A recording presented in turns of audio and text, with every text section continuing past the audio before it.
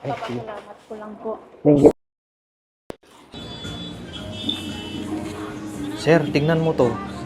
Ano kaya kung gawin natin yung ganyan na vlog, sir? Diba, Nalawi? Yes, sir. Street prank sa simbahan.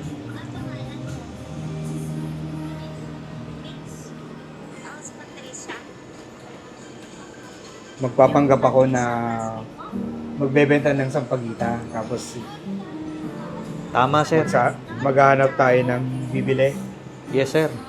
Kaso walang sampagita. Yun lang. Linggo ngayon, sir, baka may magbenta. Sige. Maghanap tayo ng mga ano. So, heto na nga at yung iniisip ko kanina mga kamanos and kamanos sa gagawin kong vlog, heto at nagbigay na ng answer si God dahil mayroong dumaan kanina mga bata. May nataon naman kanina na dumaan tong mga bata, tinawag ko sila para kunin na lang yung mga sampagitan nila mga kamanos and kamanos. Okay, pasang-basa na kayo Umuwi na kayo kasi magkakasakit kayo yung tubo niya dyan sa sampagita. Kulang-kulang pa yun pag nagkasakit kayo. Magkano lahat? 20 plus 220 tama? So, 400. Mga kamanos and kamanang at meron na tayong nakuwang sampagita. Okay, so parang nakakaba naman itong gagawin ni Manong Ambrosio mga kamanos and kamanang. So parang gagayahin lang natin yung ginawa ni Ivana Alawi na meron siyang binentahan ng mga sampagita at kapag kung sino yung bibili sa kanya, yun yung bibigyan niya ng tulong. Okay? Hello mga kamanos and kamanang. So ito na nga, tingnan niyo naman yung itsura ko ngayon. So hindi na ba siya halatang si Mang Ambrosio mga kamanos and kamanangs? Actually sa hospital tayo pupunta. Kasi kapag pupunta tayo sa simbahan mga kamanos and kamanangs, baka pagkaguluhan lamang tayo at baka mahalata si Manong Ambrosio. So mas maganda dito sa isang lugar dito sa hospital dito sa Ilocos para at least ilan lang yung tao dito. Okay, so ang gagawin natin mga kamanos and kamanangs, kapag mayroong bumili ng ating sampagita, siya yung bibigyan natin ng tulong mga kamanos and kamanas. Okay? Nandito na tayo mga kamanos and kamanas at medyo kinakabahan ako kasi syempre first time ko itong gagawin at hindi ko alam kung ano yung magiging reaction ng mga tao kapag inalok ko sila na bumili ng aking panindang sampagita. Pero tingnan natin, okay?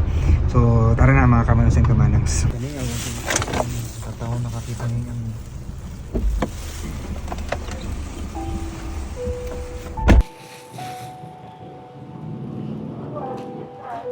Bili po kayo sampagita, 20 lang. Bili po kayo sampagita.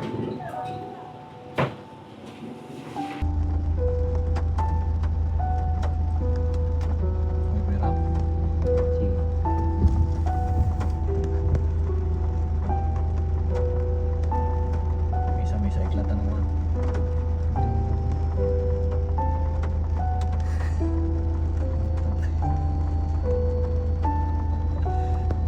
May pera mo.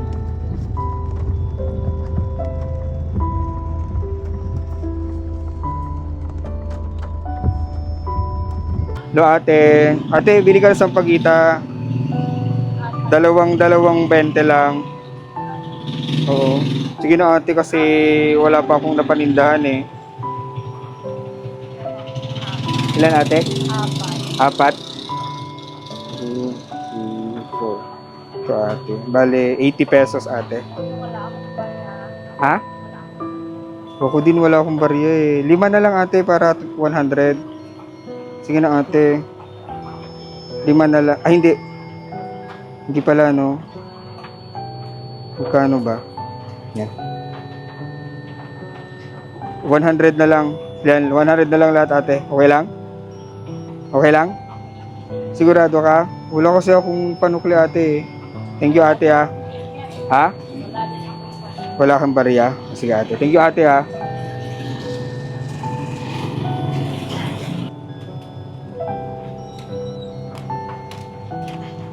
Ate, pwede magtanong? Gusto ko lang magpasalamat ate ha. Na bumili ka ng sampagita ko. Ay, pwede, ate, pwedeng makiupo? Grabe, umuulan, lakas ng ulan.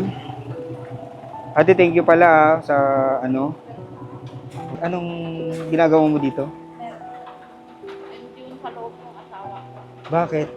Kasi Ano po? na-stress Ay, na-stroke yung asawa mo? Ay, nagbabantay ka? So, anong ginagawa mo sa labas? Kinakausap ko yung kapatid niya. Bakit? Baka sakaling malabatan na bukas. Nang Dagdag ano? sa bayarin na. Ano na siya bukas, ma-release na. Na-stroke siya. Okay. So, ilang araw na kayo diyan?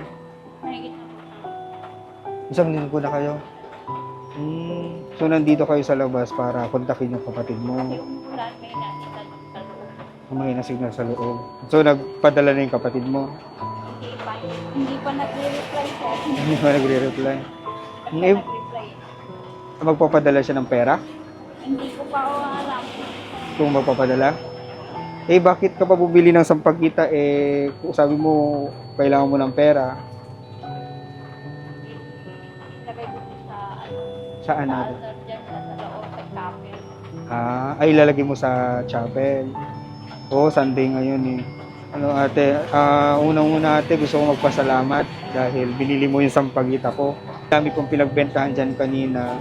Wala silang bumibili at ikaw lang yung bumili sa akin. Ikaw ba Ilocano ate? Ilongga ako pero Oo. tagpo ako ng destiny ko dito sa loko. Ayun yung trabaho niya, namamasada. Tapos na-stroke. Sa daan siya na-stroke. Buti na itakbo niya sa ospital. Hindi namin alam na merong tumulong sa kanya. So nandito kayo sa labas, sinukontak mo yung kapatid mo para humingi ng tulong. Tapos, hinihintay mo kung nagbabaka sakali kung merong bibigay yung kapatid mo. Asa ba yung kapatid mo? Sila saan? Sa Iloilo din? Okay. Ate, alam mo ba, napakabait mo. Actually, to be honest, ate, ito ay social experiment lang. Ibabalik ko yung 100, ate. Kunin mo na yung 100, ate. At dadagdagan ko pa yan, ate, ha? Dadagdagan ko yan, ate. Di, wag ka na lang maingay, ate, okay?